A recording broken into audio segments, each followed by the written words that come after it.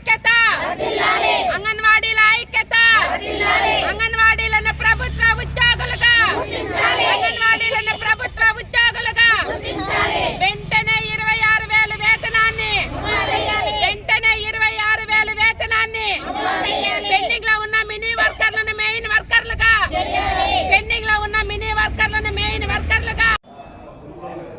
మన కోర్టులో IP file చేసినాడు 13 crores దానికి.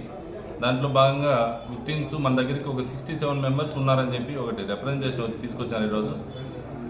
అతను చీటీ వ్యాపారము, నెక్స్ట్ గోల్డ్ మార్టిగేజ్ చేసుకోవడం, ఈ విధంగా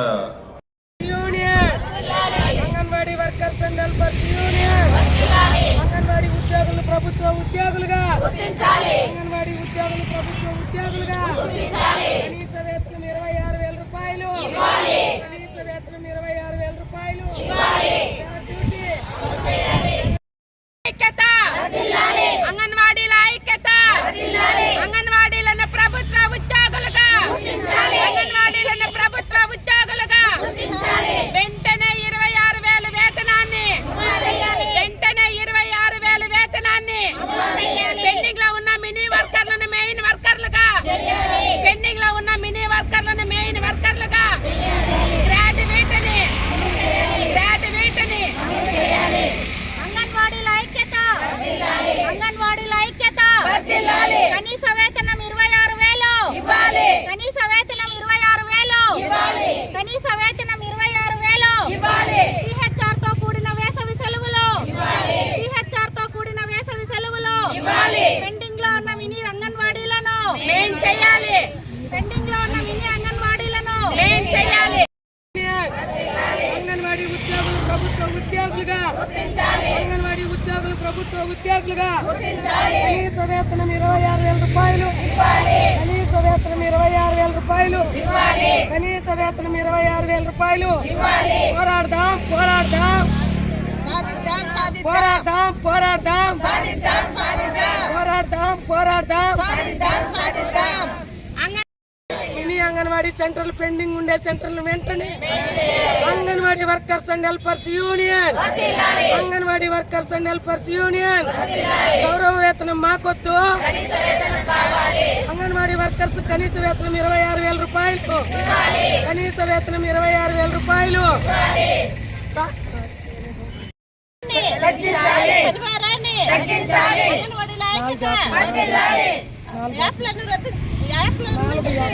నమస్తే, నేను వీకోట మండలం ఎర్రంపల్లి గ్రామంలో అంగన్వాడీ టీచర్గా గత 35 సంవత్సరాలుగా పనిచేస్తున్నాను.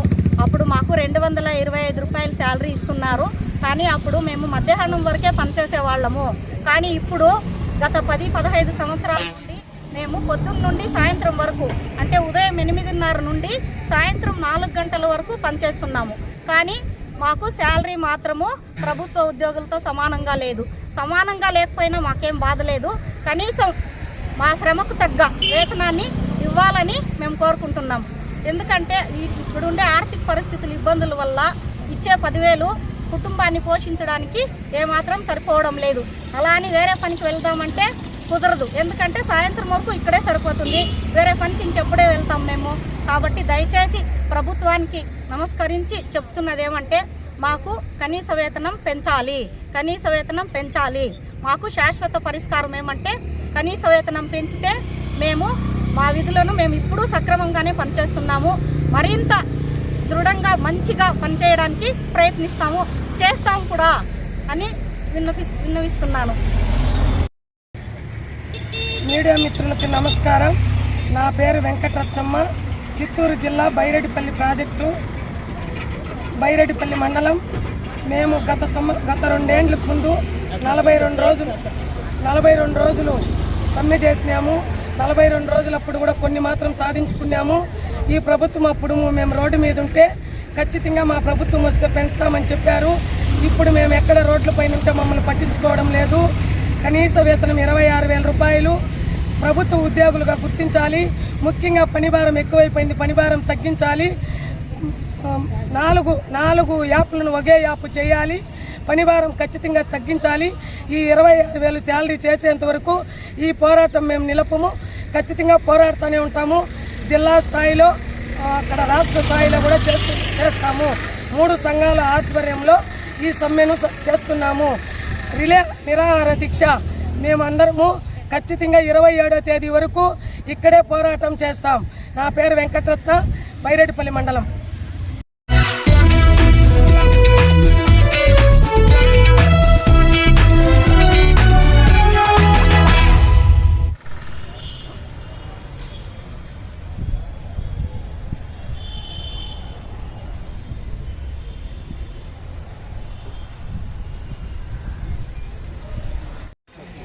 పెట్టుకొని ఏదైనా ఉంటే వాళ్ళు వచ్చి కమ్యూనికేట్ చేసే విధంగా మేము కూడా చెప్పాలంటే అందరికి చెప్పలేం కదా.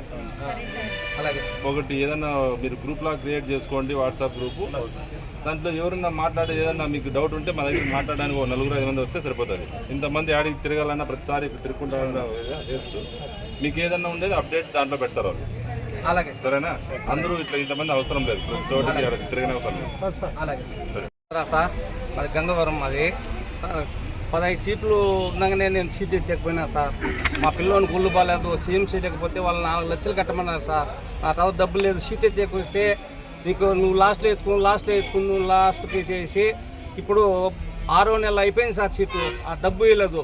మళ్ళీ డబ్బు అడిగితే ఇంకొక సీట్ వేస్తే ఇస్తాలే అంటే ఇచ్చలేదు ఉన్నాడు సార్. మళ్ళీ ఇంకొక సీటు కట్టినాను, 15 సీట్లు కట్టినాను సార్. దానికి ఆ డబ్బు ఇవ్వలేదు, ఈ డబ్బు ఇవ్వలేదు. ఇస్తా వెంకటేశ్వర సత్యం చేసి సార్, బిడ్డల సాక్షిగా ఇస్తామని సత్యం చేసా. లాస్ట్కి రాత్రే వెళ్ళిపోయినాడు సార్. మాకైతే ఎవరు సార్ మమ్మల్ని కాపాడే వాళ్ళు? కంసల వీధిలో ఉండి బావి వీధిలో ఉండే వెంకట్రావుకు నా కొడుకు పెళ్లి కాక చేసి పెట్టిన డబ్బులు సార్. మళ్ళీ నాకు మనవునికి ముందే ఎవరికనేసి పోయి అడిగితా 15వ తేదీకి ఇస్తానమ్మన్నారు. 15వ తేదీకి పోతే ఆసుపత్రిలో ఉన్నానని చెప్తారు. మళ్ళీ పోతే 18వ తేదీ మనిషి లేదు సార్. నీకు ఎంతో మీకు నాకు సహాయం చేసినారు, మిమ్మల్ని నేను వదలను, నేను ఇస్తాను అనేసి హామీ ఇచ్చినారు సార్. 2 మొగుడు పిల్లము అంతే సార్. మళ్ళీ ఉరిమి లేకుండా ఖాళీ చేసుకొని కూర్చున్నారు సార్. నేను రామన్న వాళ్ళ ఇంటి ఎదురుగానే ఉంటాము. మా నాన్న చనిపోయి దగ్గర 17 సంవత్సరాలు అవుతుంది. 2014 నుంచి మేము వాళ్ళ దగ్గర చిన్న జాబ్స్, టీచర్ జాబ్ చేస్తూ ఉన్నాము. ఆ చిన్న జాబ్స్ చేసుకొని వాళ్ళ దగ్గర 3 లక్షల చీటీలు 3 వేసినాం. 3 లక్షల చీటీలు 3 వేసి వాళ్ళ దగ్గర అట్లనే సేవింగ్స్ చేసుకుంటూ వస్తా ఉన్నాం. పెళ్ళిళ్ళకి అనేసి, చదువులకు అనేసి, ఇల్లు కట్టుకుందామనేసి. చంద్రకళ ఆంటీ మాకొచ్చి మీ కష్టం మాకు తెలుసుమ్మా, మీ కష్టాన్ని మేము తినము, మీ అమౌంట్ మీకు ఇచ్చేస్తాము. ఈ నెల అంటే ఫిబ్రవరి 15వ తేదీన మాకు బల్క్ అమౌంట్ వస్తుంది.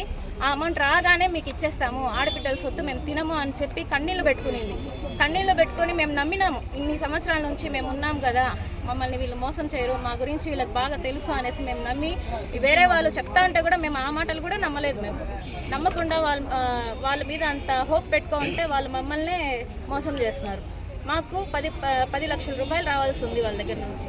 ఎలాగైనా మాకు హెల్ప్ చేయాలనేసి గవర్నమెంట్ తరఫు నుంచి వేడుకుంటున్నాం. నాకు న్యాయం చేసి నా దుడ్లో చేయండి సార్. చాలా బాధల్లో ఉంటాం మేము. నాకు ఎవరు లేదు. నాకు ఇస్తామని చెప్పి ఒక 3 నెలల నుంచి వడ్డీకే వద్దు, మాకు మొదలు ఇవ్వండి అని అడుక్కుంటా ఉంటే 3 నెలల నుంచి తిప్పించి నన్ను కాడాడిచ్చి ఎప్పుడు రేయో పూసినాడు సార్. ఎవరో మామ చచ్చిపోయినాడు, పోయినాడు అనేది మేము ఉంటే మన కడాకి రానే లేదు. మేము ఎట్లా బతికేది? చాలా బాధపడుతున్నాం సార్. మేము అన్నము నీళ్ళు లేకుండా 2 కుమిలి చచ్చిపోతాడు వాళ్ళ మగుడు. నాకు ఎక్కడ ఏం కాగితాలు చదువుకోవట్లేదు. నోటీస్ ఉంటా, ఈ నోటీసులు ఇచ్చిన్నాడు, మేము అడుగుకూడదని ఇచ్చిన్నాడు అంతా. మాకు ఎట్లా న్యాయం చేయండి సార్. మాకు చాలా బాధపడతాము. బిడ్డలు పాపలు కొల్లతా ఉన్నారు సార్. డబ్బులు ఆడబిడ్డలు సొత్తులు సార్ 20 లక్షలు వడ్డీ మొదలు ఏమవుతున్నా మా డబ్బులు మాకు ఇచ్చే స్వామి. నీ కార్లు పట్టుకుంటానట్టు పోదేది. కార్లు కాదు నిచ్చాను మా నీ ఆడబిడ్డలు మా బిడ్డలు కదా అని అక్కడ నెత్తిన గుండు పెట్టేసి పోయి స్వామి. 20 లక్షలు మా భూమి అమ్మిచ్చిన డబ్బులు అది మా మొగుడు యాటి యాపులు అటు నా మొగుడు కమలత గిన్నె పెట్టి భూమి అమ్మిన డబ్బులు 20 లక్షలు పెడితే పోనీ వడ్డీ మొదలంతా మేము వద్దట్టిం కదా మా వడ్డీ మొదలు చేతి కూడా 10 లక్షలు అది కూడా వద్దట్టింది 23 లక్షలు వద్దట్టిం కదా 20 లక్షలు మా డబ్బులు ఇచ్చేస్తారు 20 లక్షలు మా ఆడబిడ్డలు బతుకుతారు వాళ్ళ అల్లుళ్ళు మా అల్లుళ్ళు తరిమి మా ఇంటికి పంపిస్తున్నారు మా అల్లుళ్ళు మేము ఇచ్చి ఏం సోగమంటే మా ఇచ్చేస్తాం మీ ఆడబిడ్డల సొత్తు నాకు వద్దు ఆడబిడ్డలు దాన్ని కడాకి రేయకపోతే మేము ఎవరు కాళ్ళు పట్టుకుందాము ఎవరు పోయి మేము అడుక్కుందాం న్యాయంగా మేము వడ్డీ అంత వద్దంటాం కదా చీటీ డబ్బులు వద్దంటే 10 లక్షలు వడ్డీ వద్దంటే అన్నీ వద్దనేసి మా ఆడబిడ్డల సొత్తులు 20 లక్షలు ఇస్తారు సార్ మా అల్లుళ్ళు తరమతా ఉన్నారు వాళ్ళ ఇంట్లో మా ఇండ్లకి మా ఆడబిడ్డల సొత్తు అంటే అడుక్కుంటే కాళ్ళు పట్టుకుంటానంటే నువ్వు ఏడొద్దమ్మా నీ సొత్తు నీకు ఇచ్చేస్తాను ఆడబిడ్డలు కదా నాకు బిడ్డ కదా ఆడబిడ్డని సరే 30 ఏళ్ళకి పరిచయం కదా నా సార్ ఇచ్చేస్తాను 20 లక్షలు వస్తే కడాకి బేగాలు వేసుకొని పెట్టేసి పోయినారు ఇంకా మేము ఎవరికి చెప్పుకుందాం చెప్పు మేము కొత్తిమీర పుదీనాలు అంత డబ్బులు అమ్ముతామా మేము అమ్ముకున్న ₹10 అంత మోసం చేయించిన ప్రజలకి ఎంతమంది ఊరా ఇద్దరు పోనేకి పోనీ 5,000 10,000 పోండే ఒక సంవత్సరం ఒక 5 నెలలు అమ్మించేద్దామనేకి మేము భూమి దుడ్డు కదా చూడ మా మొగుడు పాప పోనీ కష్టపడతాడా మేము భూమి అమ్మి మా బిడ్డకి ఇచ్చుకుంటుంది నువ్వు తీసుకొని మా అమ్మని ముంచుతుంది ఎట్లా జరిగింది సార్ మాది గెత్తి ఏం చేసే స్వామి ఏదో ధర్మము మేము అదే అనుకునేది వచ్చిండేది